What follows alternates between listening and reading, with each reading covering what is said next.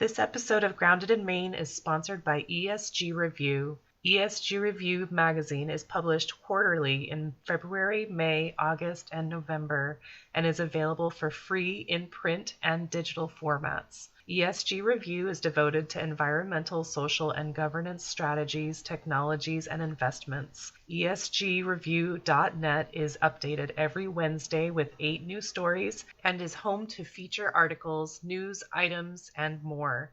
Visit esgreview.net to stay informed and help us spark the collaboration and awareness needed to develop sustainable economies and communities around the world.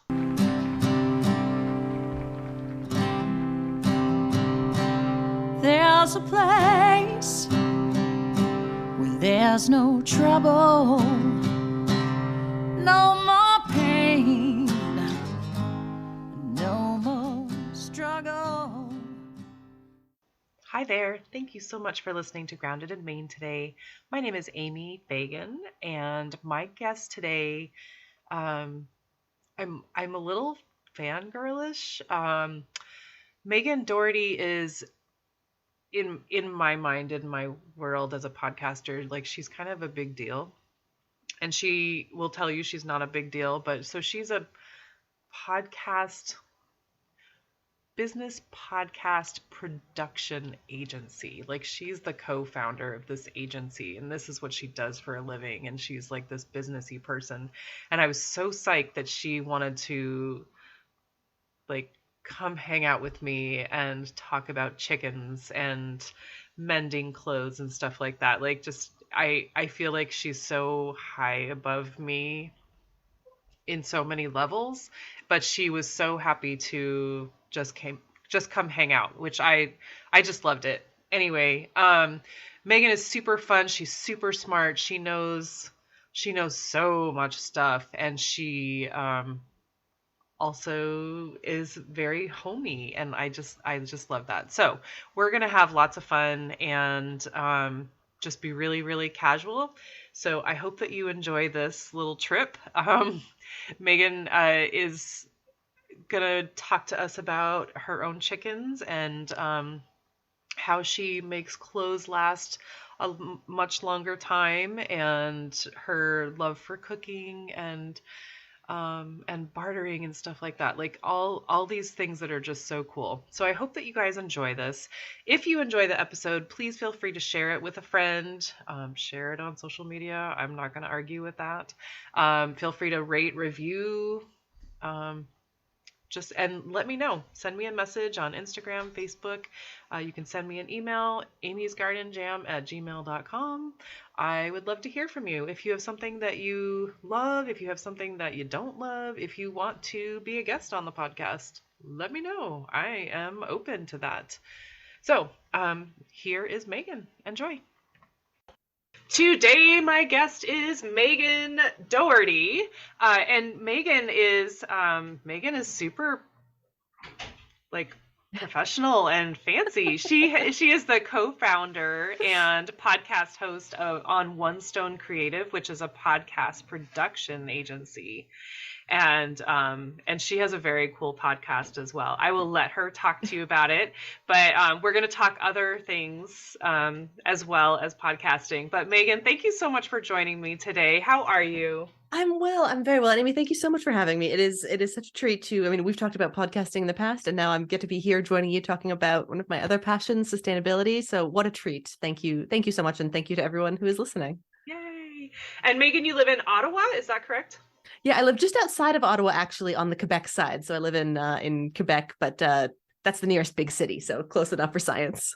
I just love that we're the same time zone. That's right. What fun it is. When I say 4:30, it actually means 4:30. 4:30. Yeah. I had a call with someone this morning in Nairobi. Oh my gosh. And so that was like, I'm up at 9 a.m. on the call, and she's got 5 p.m. the end of her work day. It was a really good time. It's bizarre talking to you from the future. I felt so bad. I had a lady that I interviewed not too long ago. She was in Germany, and we were trying to figure out what time, and it was a Saturday, and I was like, how about 4 o'clock? And she's like, yeah, I can do 4 o'clock. And then when I was talking to her, she's like, yeah, it's 10 p.m. Everyone else is in bed. I'm like, oh, I feel so bad. And she's like, that's okay. It's when I do my work. Okay. I still feel bad. But so you have this super like fancy job. You are producing podcasts. You sound very fancy. Well, thank you. And you have interesting guests, which is excellent. But so you have this job, but then when you are done with work, you have like. So what caught my eye, that we were following someone on Instagram, on LinkedIn, sorry, and they were asking about like, what's your superpower outside of podcasting? And shout out to Jeremy Enns with the great LinkedIn engagement. Yeah. Yes, Jeremy Enns. And I can't remember what mine was, but then I saw yours and you were like, I make great soap. And I'm like, sold. And you make a good pie crust. Like, let's talk. My goodness. But so you make soaps. What do you make like a particular kind of soaps? Because I know that there are lots of different soaps. Definitely, and I'd call myself still quite an amateur when it comes to making soap. I always love making my own things. I love learning how things are made. So just kind of as a hobby, I like to try and create new things. And a couple of years ago, I was like, I'm going to try soap. So I got all of the materials together, and I just started following recipes that I found online and used like online calculators to come up with recipes. And I haven't gotten better at it really fast, because when you make soap, you tend to make a lot of soap. Right. So you don't do it for months. If I made it as often as I wanted to, I would be overrun. Like right now, I think we've still got something like 12 bars from the last time I made it last year. So, but just using different kinds of fats. I use a lot of coconut oil. Olive oil is really nice. I'm really excited to, in kind of the coming years, try using more animal fats, because I think that'll be really interesting. And sometimes, that comes up in the course of other hobbies. we have access to it. So just kind of the process. I think once you get used to, especially handling the lye, which is a fairly caustic chemical, and being afraid that you're going to poison yourself, once you're past that, it's actually just really fun. It's so cool how it comes together. The chemistry involved is really, really interesting. And I've only had one explosion so far. So good. Explosion for real? Honey apparently has to be added much later in the process than I added it. When you add things, and making soap is like as critical as what you're adding. So doing things at the right time in the right order. And I had put honey in my kind of starter liquid, and that caused a reaction where it kind of just bubbled up and flowed over the counter and turned this horrible blood red color. Oh, it was a little frightening, but everything was fine. Oh, and it made okay soap. Nope, that was a total failure batch. That one was discarded. But my favorite so far has been an aloe and coffee soap. So you can add in whatever you like. So I put in some coffee grounds and some aloe from an aloe plant that we had, and so now it exfoliates and moisturizes, and it's my favorite bar. At the same time, that's like one-stop shopping. Pretty good. Yeah. So I don't buy other soaps now, which is great. So we use it for everything, which is really, really nice. Excellent. That's very cool. I met a lady on the podcast who she made a bear fat soap. Cool. And I bought some, and it's pretty cool. And then awesome. There's another lady that I met that has goats, and she wanted to try making goat milk soap, but she had never made soap before. So yeah, I've got some goat milk soap in my cupboard right now. And it's not, I bought it at a farmer's market from someone. They brought a goat to the stall at the Christmas market. Like, of course you're going to buy the soap. You can't say no to the goat. Don't you reject the goat? They would let you hold the goat. It was wearing a little Santa hat. It was just sad face and please buy our soap. Goats are kind of horrifying though. I think I never want to actually have goats. I think I agree with that. I mean, the little ones are so darn cute when they're jumping all around and then their sweaters or jammies, but but they're hellions. My partner, their mother had a pet goat when they were kids, and this kid would jump on the car to look in the house window and be like, "Hey, where's the activity? I'm not in it. Please let me in." Right? Oh my goodness. I just saw there's a lost dog Facebook page in Maine, and there was somebody posted that there was a dog and a goat together that were lost, and they showed a picture of the two of them. Like, oh my gosh. And it said like the dog clearly knew where it was going and the goat was just along for the adventure. I'm like, this is it.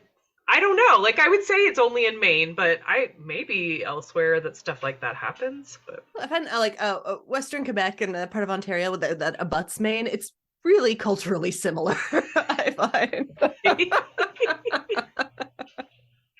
Oh gosh. So, all right. So Amy, back up.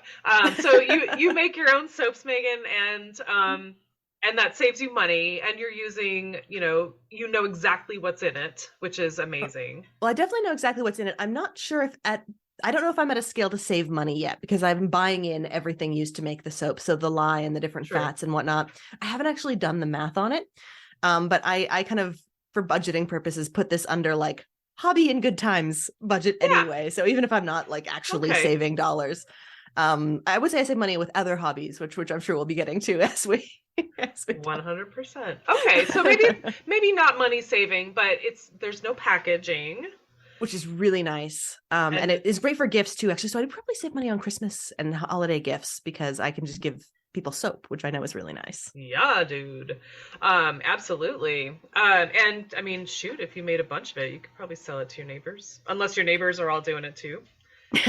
Probably not. I live in kind of a suburb just outside of the city, so it's not quite like a rural area. Although I've got neighbors who hunt, so occasionally we get some awesome wild game from them, and we trade them backyard eggs and things like that. So that's fun. Bartering. Love the bartering. Very cool. And so you said you were trading eggs for game, which is cool. How many chickens do you have? Currently 4. My city allows you to have up to 5 backyard chickens. So we started with 5 in the fall, and one did pass away over the winter. She was a bit old. My in-laws keep up the like 70 chickens. They live on a farm out in the country. So when we're like, hey, we've got our chicken license, they said, well, come adopt some chickens. So we drove out with a big pet carrier, and we happened to pick an older one. So they don't cull their old birds. They let them all live out their natural retirement, which I think is really lovely. So, but yeah, so we named them after the Bennett sisters from Pride and Prejudice.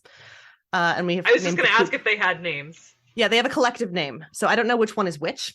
They're not pets to me, but so they're Jane was the oldest and died, and then there's Lizzie and Lydia and Kitty and the last one. And then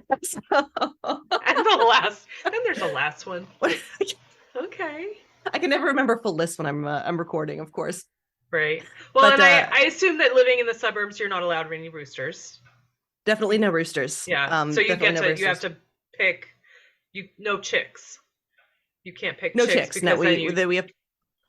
I suppose you could bring them back. Bring them back to your in-laws. Like, I'm sorry. We could. Yeah, they've got. We could. I like. It's nice. They produce eggs at a ridiculous rate. So we're getting with 4 chickens 3 or 4 eggs a day, which is kind of bananas.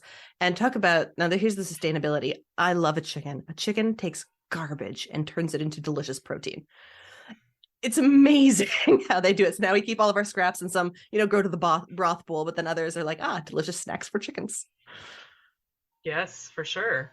Absolutely. I mean, we have, I have to, well, ours are princesses. Like they're very diva-y. And I may have done that to them, but if I can't just give them any scraps. Like people are they're choosy. My scrap bucket, the herbs and the grass and the, no. They would just look at me and say, do you have any pasta? Or, cereal, oatmeal, anything, carbs. They're into the carbs. Okay. Yeah. I mean, who's not really? But fair. I did make them a little Christmas dinner with some couscous and like kale chopped up in it, because that seemed like a nice thing to do. And they did love it, but mostly we just give them the veggie scraps. Yeah. They do like cucumbers and they like tomatoes, but they don't. The classics.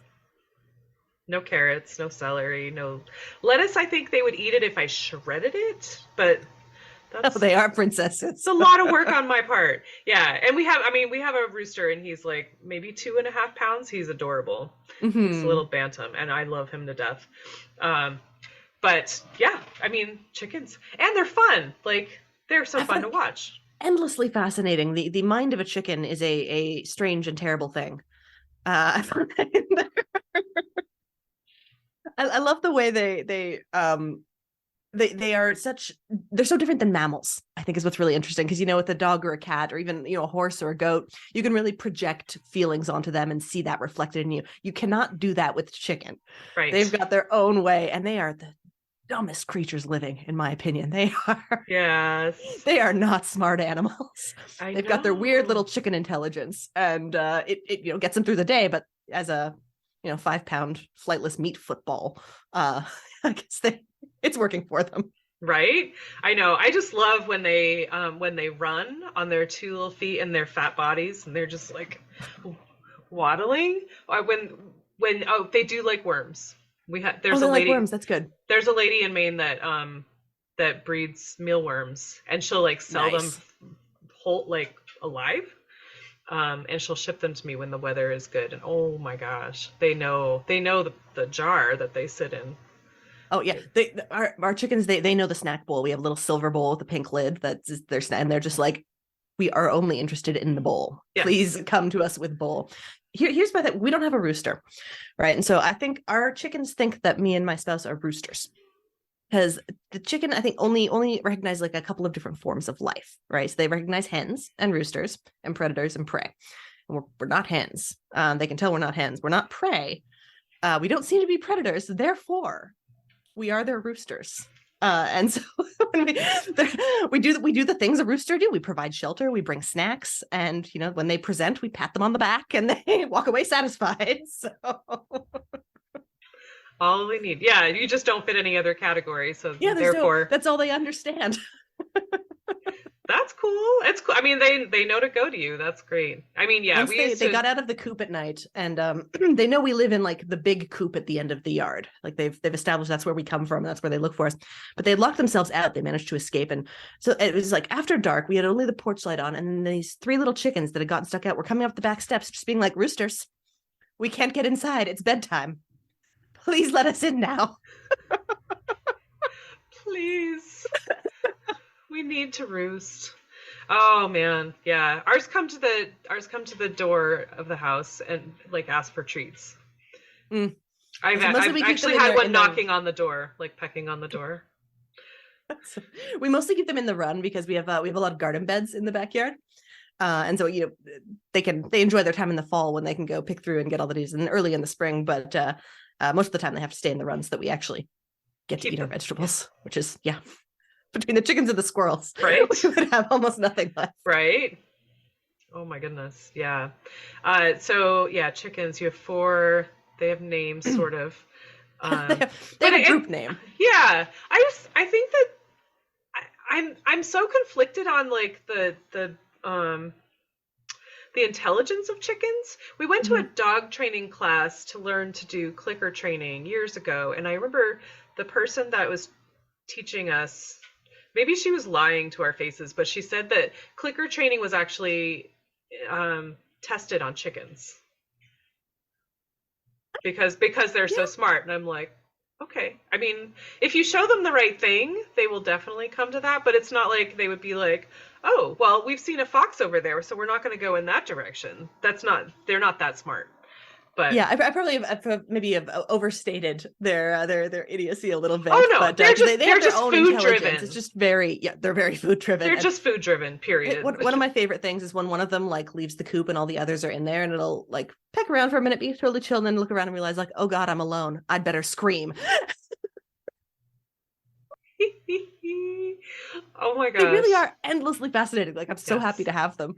I know. They're such interesting. And again, I love how they turn leftover food scraps into eggs. That's the Yeah. coolest thing, especially with the price of eggs these days. Yes. Our neighbors have a whole bunch of chickens and we have 6. But I mean it was an unusual winter. I think our chickens are all on the older side. So we have like I think we got 2 eggs today, but that's a good day lately. So yeah, ours I couldn't believe how much ours kept laying over the winter. We expected them to fall off, and that would have been completely fine. They're allowed to Right. take winters off, right? They're chickens, but they're just like, no, I guess we'll just keep laying an egg every day. And so they'll probably be completely spent by the summer, but it makes them happy. Hey, all right, not arguing with that. We will eat all winter for sure. But so chickens, I think their personalities are hysterical. Like we have ours all have names, and they don't know their names, I'm pretty sure, but they definitely have personalities. Like they're the stronger personalities, and then they're the like lesser on the pecking Yeah. pecking order. And then they have the different calls, which I think are just adorable. I can tell who's who by when they're talking. Oh, that's cool. That's cool. I haven't, I guess, gotten to know mine that well. I kind of like, I get kind of the general, like the group call. So like there's the I'm alone and I'm scared. And there's the it's morning and I'm hungry and I'm a chicken. This is confusing scream. There's the why have we no rooster? Please come see to our needs scream. There's the I just laid an egg. Everyone notice me. Oh yeah, the egg scream. I've heard that called the egg song. Oh, okay. Which is nicer than the it's a scream. They just scream. It's an announcement at my house, at least. You can tell, like especially in the spring, summer when the windows are open. You know what's happening. But and then there's the alarm. Like, have you? Do you live in a suburb, so you probably don't have a lot of predators? Yeah, we had issues. We that was our assumption going in. So we didn't roof or put a kind of a net over their cage, and there was a neighbor cat, beautiful Bengal, who's not leashed or kept inside, who was like, oh goodness, new friends to play with. Caused some serious disruption initially, but then we got them roofed, and they've been much happier since then. So now mostly they yell about the squirrels, who they're not fond of, and otherwise they're in a closed yard, so pretty safe. Awesome. It's so I could talk chickens all day. Me too. It's so fun to talk about. I love like chicken anecdotes. Yeah, give me your chicken's tails. Oh my gosh. When people say, Amy, what is your happy place? I'm like, oh man, we have a little yard swing outside, and I'm like, I want to sit on my yard swing, and I want the little dandelions growing in and just the chickens poking around. That sounds pretty peaceful and nice. Fantastic. That's my happy place. Mine's the kitchen at harvest time. I just absolutely love like canning and putting up season. So man, there's something about like a huge pile of produce that just calms an area of my soul, like nothing else does. It's very satisfying, for sure. I mean, I've said to a few people, like because for me, sustainability, like initially I wanted to be a homesteader, and I just get this, I keep getting this, not pushback, but there are a lot of homesteaders that are very like exclusive. Like if you're not doing exactly this, you're not technically a homesteader, and you're supposed to be super independent, and you don't need, you're like cut off from the world, and you're totally okay.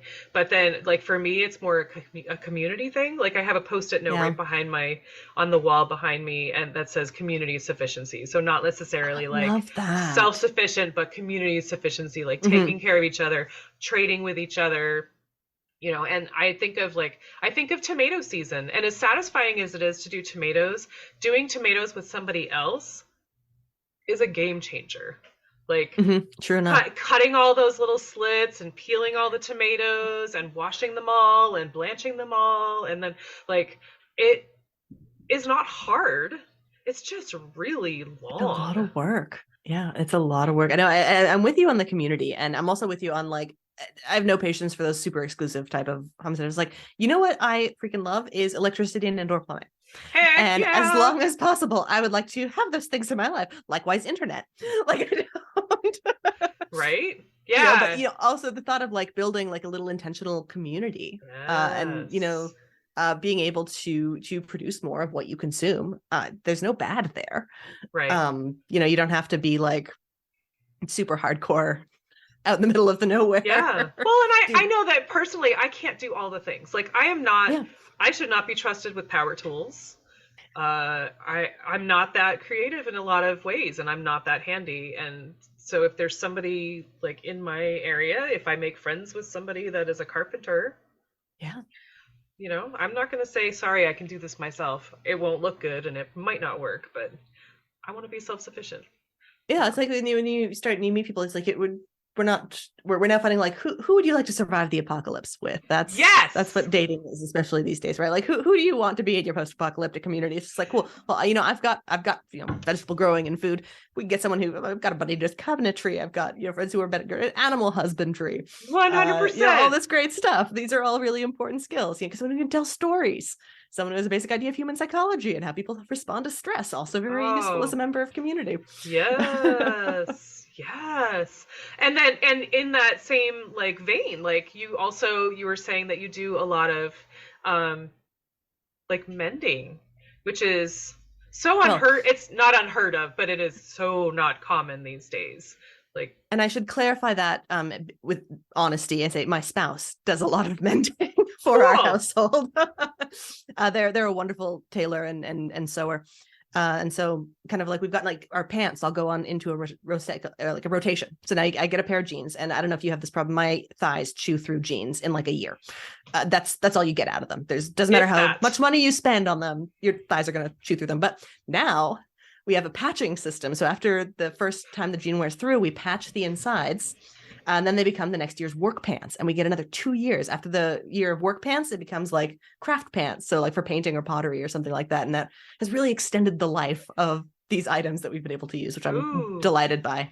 So you've got my attention. So you use an old pair of jeans to patch a new pair of jeans or another pair of jeans. Yeah, or any kind of like comfortable fabric, basically, as long as they don't need to like be nice for going out pants anymore. Right. So just wear around the house or wear in the garden pants. And like, we need a lot of work pants. Yeah. I'm so glad that you brought that up, because I'm like right behind me. I've got my sewing machine, which I'm scared of. I am not a mender person, but I want to. And I like, same with me with the thighs. Everything else is in perfect condition, but the thighs burn out so fast. So irritating. And then I'm also apparently super hard on socks. I only wear socks from like October to April, but they don't even last that long. So they get the little holes in the ankles or hole in the heel, or I just blew a hole in my toe. I haven't even had these 2 months, but so I'm like, I am going to cut those up and I'm going to use them as patches. But nice. I got one patch on one pair of jeans, but I have like 4 pair of jeans that I now need to patch. I'm down to one good pair of jeans. But I broke the sewing machine, or like got stuck, and it kept. I have to get someone who knows what they're doing, another community person. You can get sewing machines refurbished. I found out a couple of years ago. Like I think it's probably operator error. Like I'm just doing it wrong, because I'm not that person, but I want to be, and I wanted to try. I was like, it's just a straight line. How can I mess that up? Oh man, I feel like sewing is one of my white whales. Like I there's part of me that believes deep down that I should be able to do it and be good at it and enjoy it. And I just hate it. And I'm not good at it. And I don't have the kind of like, I'm good at details in a lot of other ways, but when it comes down to like the precision and the meticulousness of being able to sew well, I don't have it. It makes me miserable. And yet every couple of years, I'll whip out the sewing machine and be like, I'm going to make a pair of skirt or something. And I've decided this is the year. What was I thinking? I hate this. I hate everything about this. Yes. So very happily, I'm married to someone who can take on that particular part of our sustainability roles. I need to get one of those. Yeah, I can do buttons. Hey, button better than nothing. Man. But yeah, so that's very cool. So you guys do a lot of mending to keep things longer, which it's so important, because otherwise you're like throwing things away because it's no longer, because there are no thighs. Then you're like, well, now I have to get another pair of pants. But then, we also work from home. Shopping. You work from home, I assume. I do work from home, yeah. Anyone only sees you from above the waist. Yeah, I do try to wear, the term I learned over the course of the pandemic is the best term ever. I do try to wear hard pants during my workday. And then I'll wear soft pants when not on the workday. But yeah, it's they're kind of just trying to extend the life of everything. And we're currently collecting jeans that have passed the point of no return in terms of wearability. Because we've seen I saw some really cool rugs at a farmer's market, and they were made with almost like crocheted denim strips.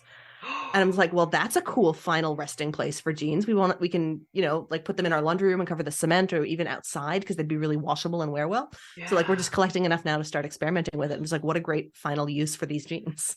That's awesome. Cool. So you're crocheting strips of old jeans. Of denim, yeah. We'll see how it works out, but I think it's a fun idea.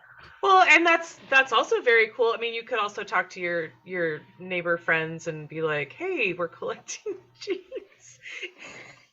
We could. I think. Well, it kind of comes down to is how many like denim rugs will we be able to actually use? Yeah, of course. And I think But I wonder how big is this rug that you're planning on? I'm not sure yet. We haven't actually started yet. Probably we'll start like with bath mat size, or maybe in front of the washer dryer. We'll see how it goes. But it's kind of one of the many list of things to try and see if it works out. I think that comes kind of, we were talking a little bit at the top. The sustainability, what it means. I think for me and for our household, it's very much trying to minimize your inputs and therefore minimize your outputs in terms of waste, right? And try to keep that circle going as long as possible. And just the disposability of things infuriates me. And I hate the prestige that's put on having new things, this new fast things, it's new, that's so cool, good for you, you got the new thing, the luxury things. Like, I would love if we had as much attention or as much celebration on you've kept that going for 10 years. Yeah. You're telling me you've got I was chatting with my business partner, she's got a 60-year-old stove that finally bit the bullet, but like, they kept that thing going for ages. That went out owing nothing. Amazing. Like, that's what I want to celebrate. I want everyone to think it's cool. It's like, oh man, you've made your car run for 20 years. High five. Yes. Let's do that. Let's have awards for like making your stuff. Like this sweater. I didn't realize I was wearing this today. This is a 10-year-old sweater. I've been wearing this for over a decade, and it's still holding up really well. Thank you, Nicely job. Nicely done. Very cool. Yeah, we're going to start a club or movement or something. Like, I think there should be something around it. Just kind of like, I think there's so many people who'd be interested in celebrating just, getting the full use out of something and having that be cooler than replacing it with something. Right. I feel like the world is ready. Yeah.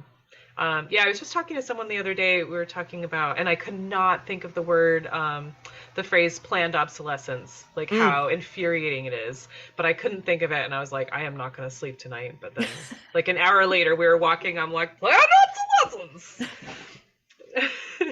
But it's evil. It is evil. It really is.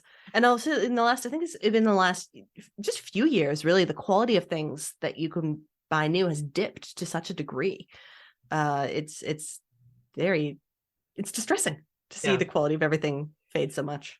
For sure. I mean, even like talking about denim jeans, like denim is not cotton anymore. It's like this blend of spandex, and because we're all growing, I guess. Like stretchy. I mean, I'm not personally in a position to turn up my nose at a little bit of stretch in my day. I have this weird thing with jeans though. Like, they like stretch out in the weirdest places, and then I can't hold them up, and I have to keep pulling my pants up, and I'm like, I am too curvy to be having to do that. I like to say, I'm an excellent cook and a tolerable baker, and I like to think my ass reflects that. If you can't tell, you're not looking. Yeah, for sure. But you, so you enjoy cooking? I do. I'm one of those very, very lucky humans for whom cooking is a pleasurable and relaxing activity. So at the end of the day, I'm usually quite delighted to sit down and like a dinner for the household. And baking's been a hobby for a long time. I was a pie maker before I was in marketing. So I've been in food and food adjacent careers and community for a long time. Maker. Like, I was a professional pie maker. Oh, I worked in a bakery. Nice. Yeah. So what's your secret to your pie crust? Can you say? It's sure. Yeah. It's vodka. For real? For real. Wait, what? I thought it was like flour and butter and water. Yes, yeah. And so, like, I mean, getting the ratio of your flour and your fat to your water, of course, is really important. So it's 3 parts flour, 2 parts fat, 1 part water. But within that water, if you add a little bit of chilled vodka, it prevents the flour proteins from glutenizing as much, and so it's flakier. And a little bit of apple cider vinegar, if you pop that in there, it makes the crust more tender. So those are my 2 pie dough tricks. Whoa. Same quantity of liquid, but just make some of it vodka. Can you see my head exploding? I think. Wow. I cannot. I can make a pretty good pie crust, but I cannot roll it out pretty. My pies are not pretty, but they taste good.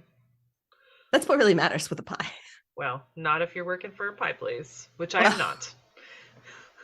Yeah, that's really cool. For years, I thought I could never ever recreate, because the pie dough recipe at the place I worked at was epic, and I think part of it was the type of fat. They had access to this like amazing industrial shortening that you just can't buy commercially, and so I thought for years I'd never be able to replicate anything nearly as good. And I'd still say it's not like quite as good as that, but I'm pretty good with pie crust. Nice. What's your favorite pie? Oh gosh, could I any sooner choose a favorite star in the heavens? All right. Probably a classic strawberry rhubarb. Okay. Yeah, I do love a strawberry rhubarb. Down I with that. like apple. Can't go wrong with an apple pie. And then you get into tarts. That can be really fun. So a nice custard and like poached plum tart in the fall is a pretty marvelous thing. Oh my gosh. Yeah, I like meat pies too. All sorts of. I make a nice. What do we call this? I've never really been to Canada. Oh, you must come visit. It's like I must. Yeah, that'd be great. It was on my list. We were supposed to go in 2020, and then there was a pandemic. Yeah, that cut short a lot of travel plans. The border was closed, but my family lineage is from the Quebec area. So, oh, cool! Yeah, I know. So someday I need to go. Were you like descended from the voyageurs and la fille de roi? I don't think so. No. I don't think so. No, my dad's family was Kilbride, but I think they were Prince Edward Island, and then cool. My mom's dad was a Bulldog, and so they were like Bulldog, yeah. Quebec, yeah. That's a very French name. Yeah. So yeah, and so I definitely need to go. I will. Oh, yeah. I will let you know. Please do. Yeah, we fun. can tour around, and yeah. So I've got my part of my family's from out east on the Canada side as well, in New Brunswick rather than PEI, and then nice. Yeah, my some of my family settled in the Ottawa area, right around here in Gatineau. Nice, very cool. So let's see. So Megan, and my aunt's last name is Dougherty. My aunt's husband's name is Dougherty. So I know exactly how to say your name. Oh, that's such a treat. I live in French Canada, right? So I'm really used to answering to Dougherty. So Dougherty? Yeah, for sure. But you should know that there's a big Dougherty reunion happening in Ireland this summer. Wow. Yeah. So just for anyone descended from the clan O'Dougherty from years ago, they're doing a big thing up in Ireland. I think it's really cool. I'll mention that. That's interesting. But so when I know that you touched on the word sustainability and what that means to you, but so what can you just say that again? Like what that you were saying about input and output? Yeah, I guess for me, sustainability really just means, being aware of what you're taking out, what you're extracting from the world, and trying to minimize that as much as possible, and then getting as much use as possible out of everything that you do have to extract from the world, so that you are discarding or wasting as little as possible. Because there's always a cost to everything. Even the most sustainable, environmentally friendly choices in the world, there's still a cost that somebody or something has to pay. So making sure that we're keeping that number as low as possible, I think, is just being a good human citizen. Right. That's beautifully put, for sure. And that's it. Like, just be, and it's not necessarily like, this is my policy, but it's like, be mindful of what you're doing, not necessarily don't do this and don't do this and do this. Yeah. So many people have different needs, in terms of like, accessibility needs or needs that you have for certain things, or for things to be a certain way. And all of those are completely legitimate. But I think, within your own power and within, what you need to have a good, comfortable and dignified life, being mindful of making the best choices that you can, I think is the way to go. I love that. Very cool. And then, so tell us a little bit about One Stone Creative, because I'm going to ask you next, and your podcast, my goodness. So, my next question is going to be, how can people find you? But why would they want to find you? Well, unfortunately, and you will not hear very much in the way of chicken talk on my podcast or within my company. It is quite divergent. So One Stone Creative is a podcast production agency, and we do focus mainly on business podcasts. So if you've got a business and you're thinking, could a podcast help me make more money, get more reputation, get more clients. My company can help you figure out, one, will it? And then two, we can produce it for you. So it started in 2017 when my wonderful business partner, Audra Casino, called me up out of the blue. We used to work together.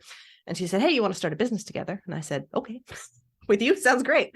And my background was in marketing. She was a broadcast audio producer. So we started creating business podcasts. And we're all it can all be found at onestonecreative.net, including our own podcast, the Business Podcast Blueprint Show, which I do host. And we just talk about kind of the reality, strategies, and opportunities of podcasting for your business. Cool. And yeah, I was just telling you that I was listening to your most recent one of your more recent episodes with Jason Cerrone about hospitality with podcasting, which is, it sounds so simple. I mean, it's not like a difficult thing to grasp, but it's, there's so many things that a podcast host is dealing with, like making sure the questions are asked and making sure blah, blah, blah. But then, he was talking about like, if your podcast guest has a podcast, like listen to their podcast, have something to talk about with them, like know who they are. And the one he said that blew my mind. I mean, like I'm no newbie to the podcasting industry at this point, but when we were chatting, and he's like, if someone is a guest on your show, and then in 3 to 6 weeks when you're publishing the episode, have you engaged with them at all in the meantime? It's just like, well, that's a darn good question that maybe I should build into my workflows a little more effectively. Yeah. Well, you mentioned this before you hit record, right? Is that one of the best things about podcasting? And I think this is true if you're doing it as a business, for your business, as a passion project. Getting to know and learn from all of these other amazing, interesting people is like the best part of it. I did not want to podcast. Don't love hosting a podcast. It's not my particular passion. I like being on the back end of things. But boy, the relationships, the people I've gotten to know from it have made it so abundantly worthwhile. Yeah. I'm kind of addicted. Like I feel like it's like a rush. Like who can I talk to next and what can I learn next from somebody? It's a good way to describe it. I kind of feel like I really preloaded my content calendar for the podcast this year, so I got the entire season done, by the end of January, and feel like, well, I haven't talked to anybody now in weeks. Oh, so there's something to be said for a more week to week or month to month schedule. Yeah, I'm new to the batching thing, and batching for me, I'm new to podcasting, period. But like for the longest time, I was just doing it like one episode a week and literally like recording that. And then within a couple of days, editing and publishing and whatever. And I was scrambling. And so now I'm doing it a lot.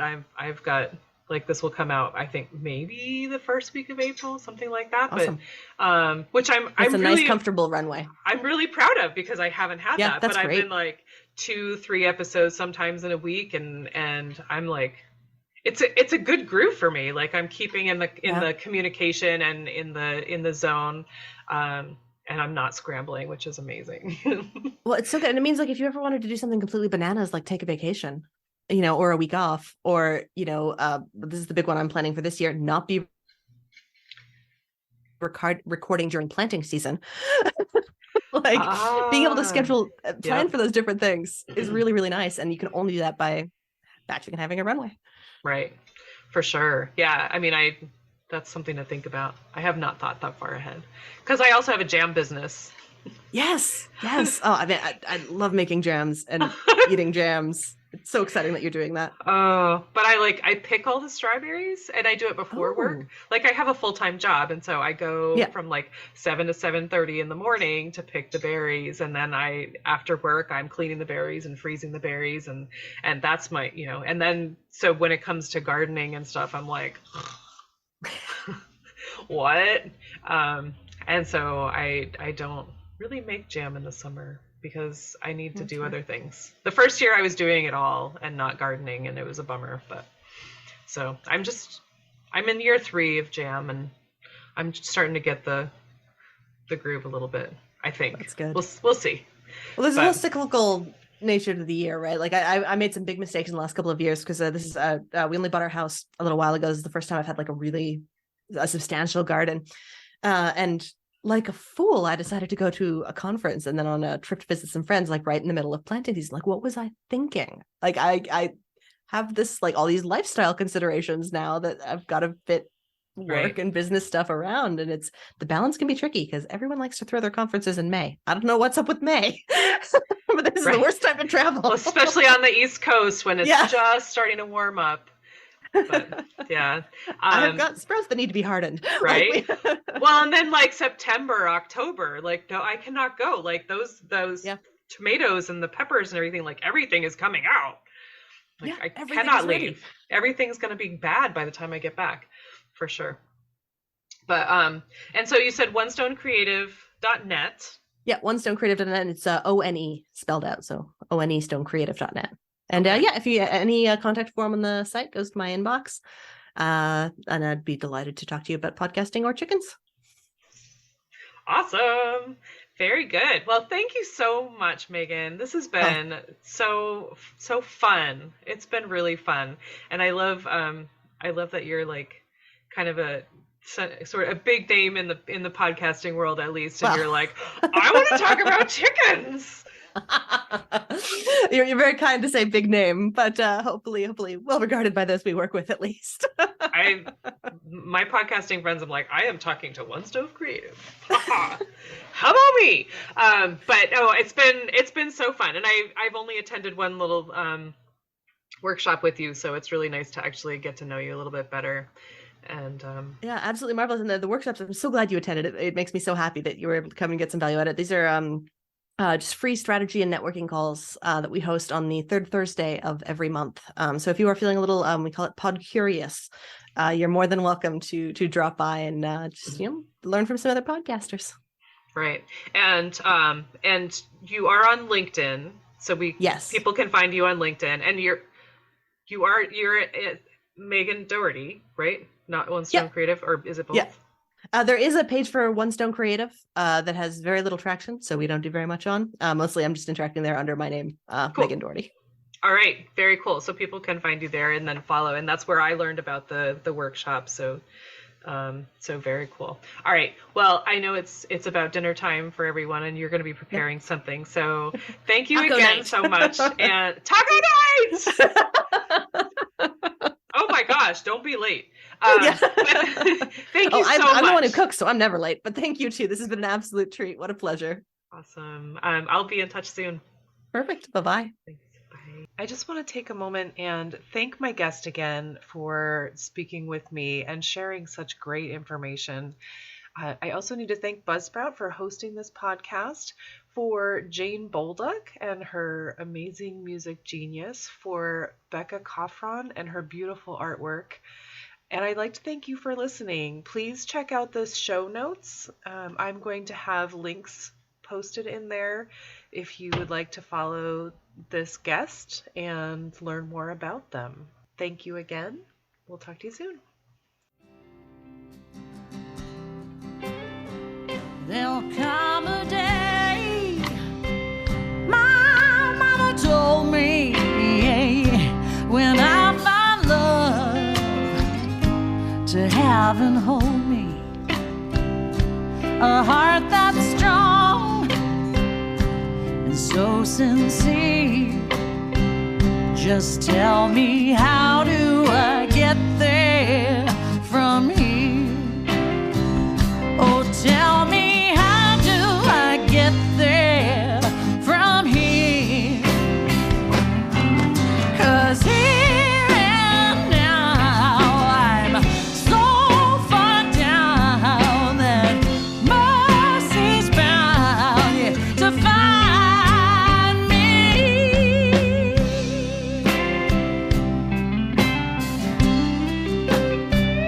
We'll find a way to soothe the sickness. We'll heal the hate with sweet forgiveness. Wages of war will disappear. Just tell me, how do I get there from here? I wonder, how do I get there from here? Yeah, 'cause here and now I'm so far down